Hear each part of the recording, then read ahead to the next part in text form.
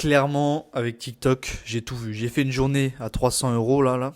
J'ai pris des bannissements de la monétisation parce que je faisais les contenus repost et toutes les conneries que tous les autres créateurs te disent de faire. Donc tu vois ce genre de message là, qui fait bien mal aux fesses, entre parenthèses.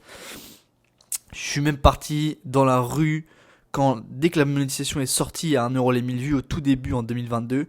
La première chose que j'ai faite, c'est acheter un téléphone et mettre toutes mes économies dans un iPhone et partir dans la rue, petit extrait, faire des micro-trottoirs, alors que j'étais un gars introverti à la base quand même. Bon alors les gars, à votre avis, qui va gagner la Coupe du Monde? L'Espagne, bien sûr, CR7. L'Espagne, CR7, t'es sûr de toi? C'est pas le Portugal plutôt? Donc si tu suis bien le cours de cette vidéo, tu pourras être sur le bon chemin et faire le 1€ les 1000 vues. Pourquoi ? Parce que YouTube tout simplement a sorti TikTok a sorti une nouvelle rémunération supplémentaire. Mais il faut suivre un chemin spécifique en fait pour pouvoir l'obtenir. Je vais pas tourner autour du pot, je vais te le dire vraiment directement. J'aime pas quand les youtubeurs ils font 10 000 trucs. Et surtout reste bien jusqu'à la 39e minute à la fin, je vais te dire ce qu'il faut faire. Non, je te dis maintenant, comme ça c'est cash, il n'y a pas de problème. Il faut faire du contenu éducatif. En fait, pour toucher cette rémunération, TikTok veulent mettre en avant les créateurs qui sont nichés. Donc, c'est-à-dire qu'il faut que tu aies une thématique précise. Par exemple, si ta thématique c'est le sport, c'est pas bon. Le sport c'est trop vaste. Si ta thématique c'est le business, c'est pas bon, c'est trop vaste. Si ta thématique c'est la spiritualité, c'est pareil. Je pense que c'est trop vaste.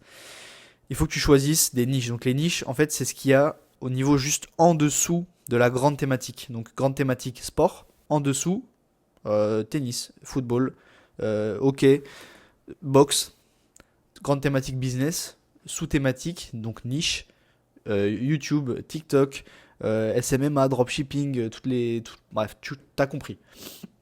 Donc être niché. Deuxièmement, ils veulent des contenus de plus de 1080p. Donc je pense que tout le monde est bon pour ça.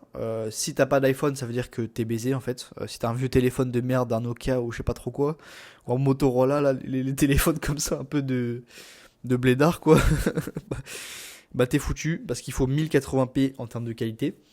Et le troisième critère, c'est le contenu original. Il me semble que c'est ça. Un contenu éducatif, c'est ce qu'ils disent. Ça, c'est encore un truc un petit peu vaste, mais qui va chercher à créer de l'engagement. Ça, c'est les termes de TikTok. Donc, c'est tout le temps des termes un peu de merde. Ils disent pas les termes TikTok, c'est relou. Je pense que c'est une question juste de traduction. Mais ils parlent d'engagement. Donc, en gros, du contenu éducatif. Ok ?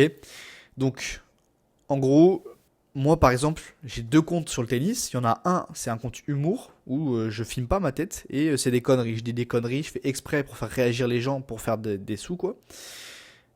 C'est de l'humour. Et le deuxième, c'est un compte éducatif. Si TikTok n'avait pas sorti cette opportunité du contenu éducatif, je ne serais probablement pas, c'est pas sûr, mais probablement pas parti sur un compte éducatif. Je serais resté juste sur le compte humour et ça m'aurait suffi parce que à la base, éventuellement, je voulais pas forcément mettre ma tête sur TikTok pour faire de l'argent. Mais depuis qu'ils ont sorti cette nouvelle rémunération, ils forcent en fait les créateurs à s'y mettre au contenu éducatif. C'est très simple, ils veulent forcément une plateforme de qualité supérieure. Ils en ont marre que TikTok ait cette image de plateforme pour gamins, qu'il y ait que des conneries dessus. Excuse-moi. Que tu vois, l'image elle est mauvaise. L'image, on est tous d'accord que l'image de TikTok est mauvaise. Donc c'est pour ça qu'ils font ça. Et qu'est-ce que ça veut dire pour toi qui regarde cette vidéo ? Ça veut dire qu'il faut que tu te mettes au contenu éducatif.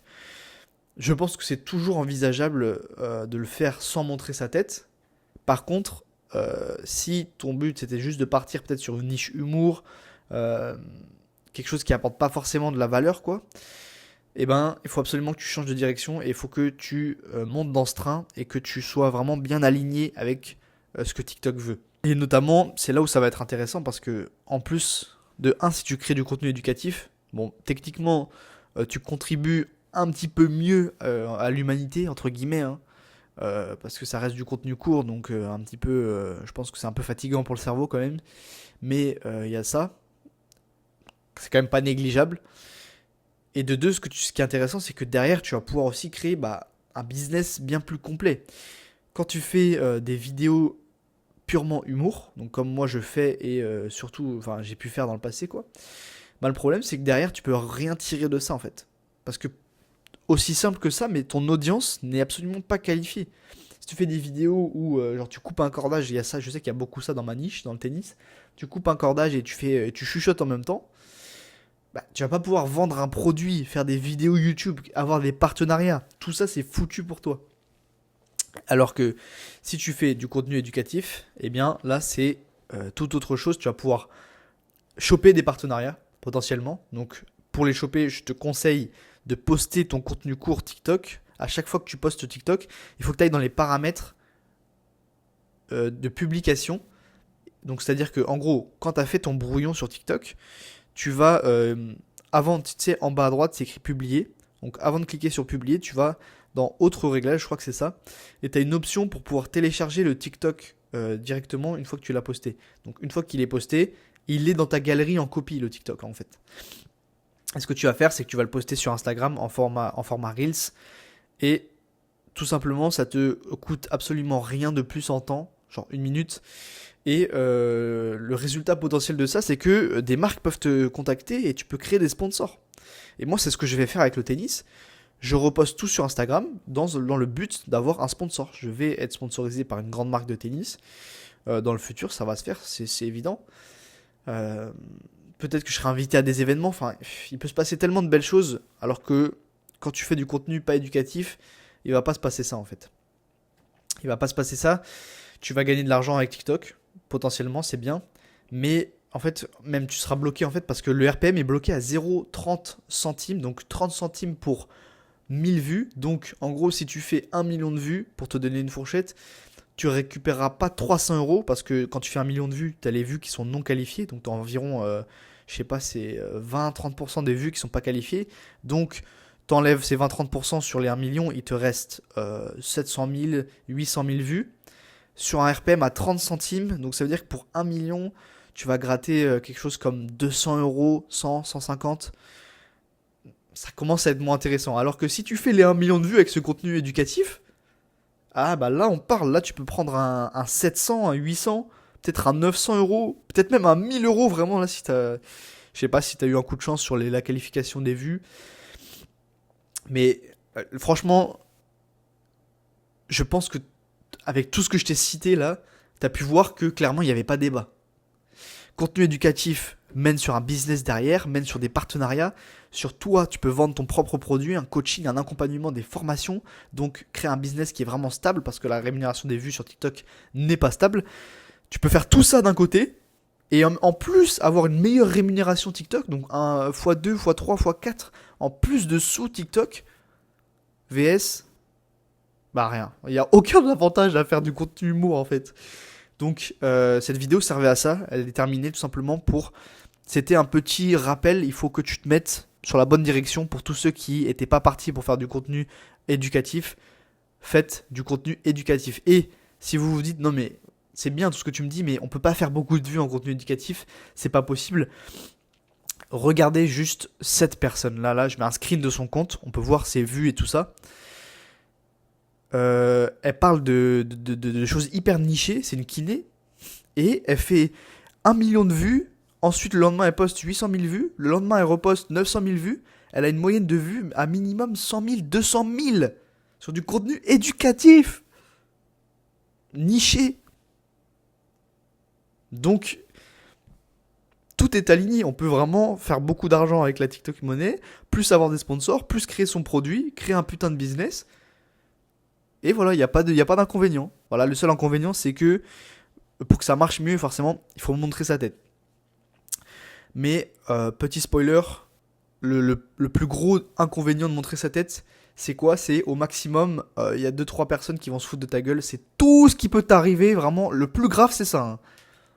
Le plus grave qui peut t'arriver, c'est que 3 mecs, 2 mecs, une personne, même s'il y en a 10, se foutent de ta gueule. Genre juste, ils vont rire. Ils vont rire, tu vois. C'est tout, ils vont pas te frapper, ils vont juste rire. Donc là, ça, c'est vraiment une phrase qui me choque dans ma tête, mais Avec les réseaux, tu peux devenir largement millionnaire. Enfin, c'est vraiment pas une connerie, genre, je te parle pas en 3 mois, mais sur 2 ans, 3 ans, 5 ans, 10 ans, bah, c'est largement raisonnable de dire que tu peux devenir millionnaire avec les réseaux. Et c'est quoi l'inconvénient? Donc, d'un côté, on a millionnaire, ça c'est la récompense. Et l'inconvénient, c'est. Il y a deux mecs qui vont se foutre de ta gueule. Attends, tu te rends compte? Non mais. Est-ce que tu te rends compte du truc? D'un côté, tu peux payer. Enfin, tes parents ont peut-être plus besoin de travailler. Tu peux mettre bien, ultra bien tes enfants. Tu peux avoir une. T'as tout ça. Tu peux voyager, t'es libre. Et l'inconvénient, c'est quoi? C'est qu'il y a des mecs qui se foutent de ta gueule. Mais c'est une blague. Et moi, je trouve que c'est une arme. C'est disproportionné, mais c'est un truc de fou. Tu m'avais dit, si tu me disais, bon, le downside, c'est que il y a 90% de chances que à chaque fois que tu sors dans la rue, tu peux te faire péter la gueule. Là, j'aurais dit, bon, effectivement, c'est déjà un peu plus balancé, tu vois, c'est un peu plus équilibré. Mais non, millionnaire, 3 PNJ qui se foutent de ta gueule.